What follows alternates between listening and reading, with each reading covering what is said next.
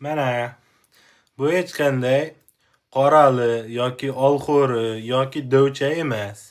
Yaxshilab qaraymiz, mana kattaligiga e'tibor beramiz. Uzun.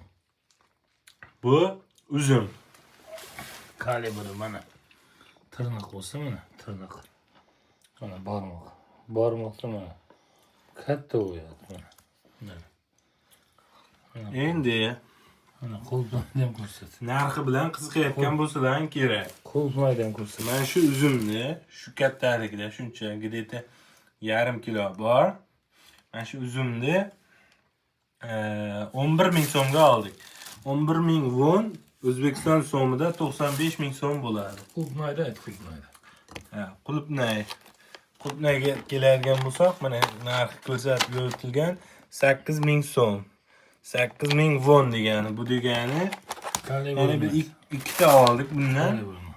Aksiyada 8.000 dan 16.000, 10.000. aksiyada ikkitasi 10.000. 10.000 so'm bo'lar ekan. 10.000 so'm bu 90.000 so'm degani. 90.000 so'mga Barmoqda turibdi.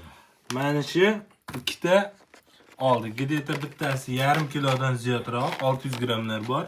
Ikkalasi umumiy 1 kilo 200 gram 10.000. katta bo'lgan, mana shunday katta bo'lgan 90.000.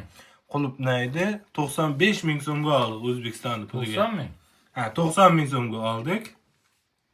Endi kommentariyada yozinglar, qimmatmi, arzonmi?